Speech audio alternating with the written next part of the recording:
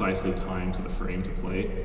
But like to be honest, if you're blaming the strum on it, it's kind of an excuse. Like there's no reason why you can't hit all of these notes.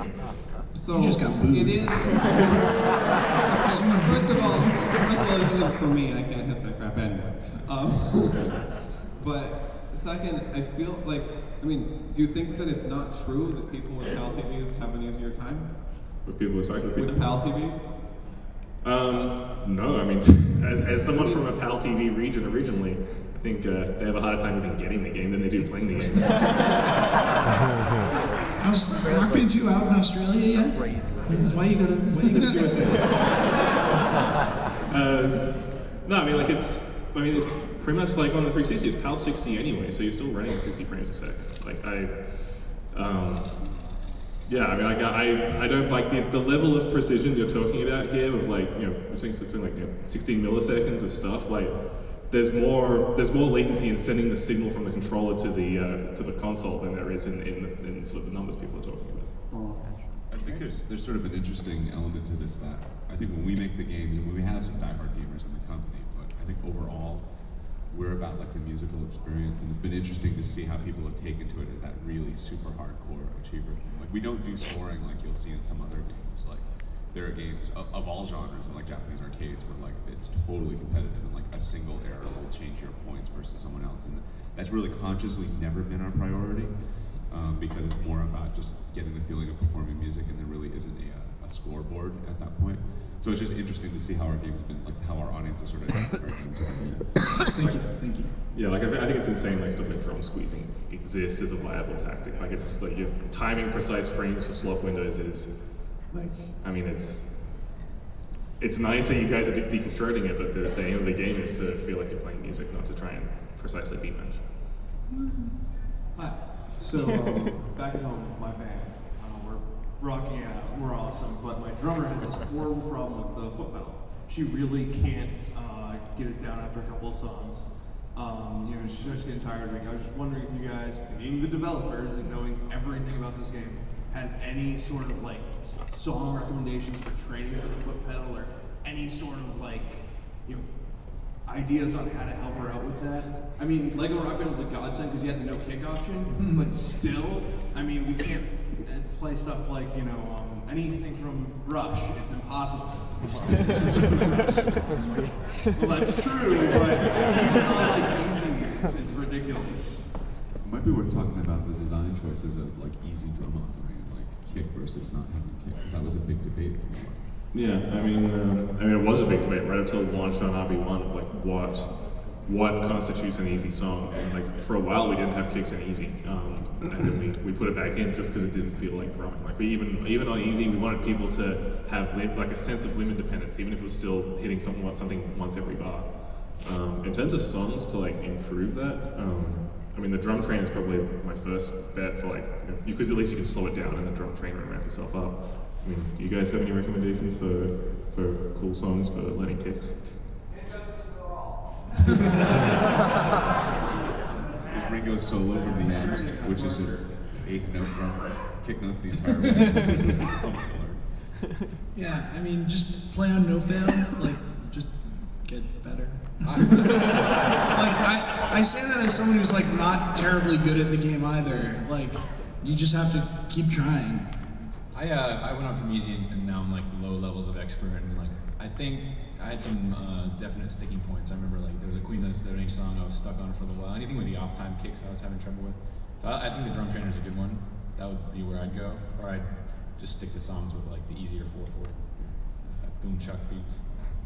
Thanks, guys. Thanks for playing. Thank you. So before we get to the next question, I'll show some pictures so I can still keep your guys' attention. We've got a couple of cool RB2 bugs actually that we can show. We had a bug where people spontaneously combusted.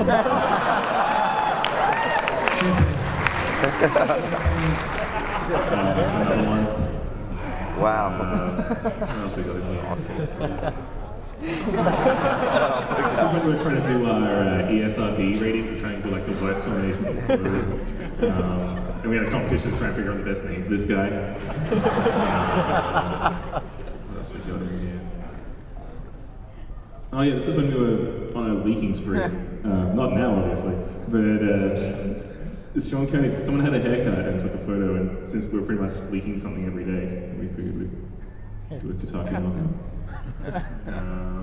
What else we got here? I am awesome at visions.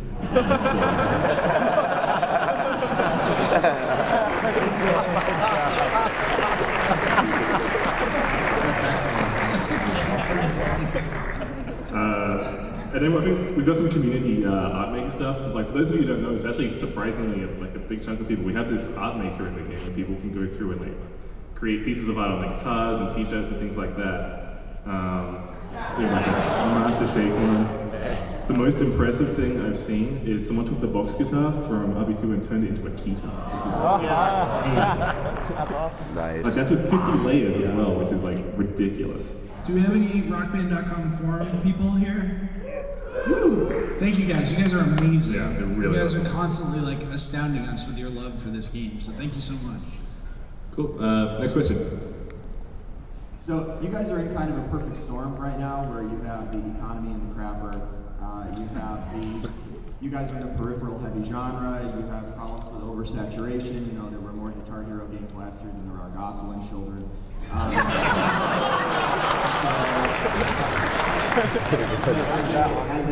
a longtime fan, I'm just wondering what you guys are trying to do to kind of, you know, go against the flow of the current state of things. You know, making sure that the rhythm genre isn't flagging, making sure that your sales are staying up, but making sure that you're staying true to your design process. Actually, I wanted to clarify the question. It was like, what are your guys' thoughts on rhythm genre right now?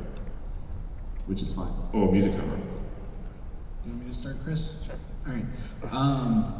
I think like we're in a place where like everyone I know has plastic instruments. You know, like I don't think anyone I know, I go over to their house and I don't see like 2 drum kits and like 4 guitars kicking around. And I think that's really exciting because it means that like the barrier to entry is now like much lower than it's ever been to play any of these games. And I think like we're in a really good position to start like doing some crazy innovative stuff now that like the groundwork's been laid down. And I think like we'll see something soon that's gonna be awesome. Yeah, I like that more bands are getting into it. For me, like, just right now you can see, like, compared to what we had in the beginning, most of my favorite bands are up there. There's still, you know, a lot to go, but regardless of, like, what form they get out, it's cool to see more bands.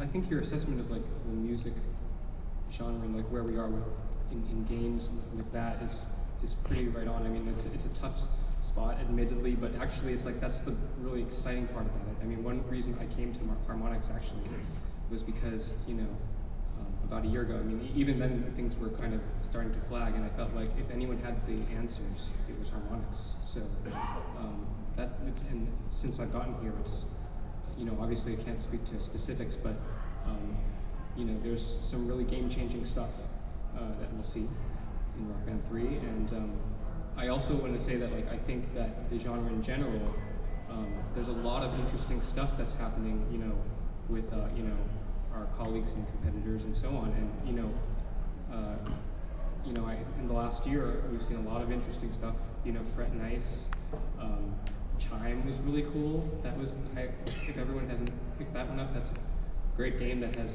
by Zoe Mode that is kind of like a music puzzler that's on Xbox Live. It goes to a good cause. I recommend you pick it up. Really enjoyed DJ Hero. I played through that one. Yeah, the game was awesome. Yeah, like one of the most visceral experiences with the peripheral I've had in some time actually. And you know, even GH has had some, like, they've been like giving us some good competition. So, you know, I think that competition is essential for us to, you know, to keep pushing it further, because, you know, people have voted. John Drake, ladies and gentlemen.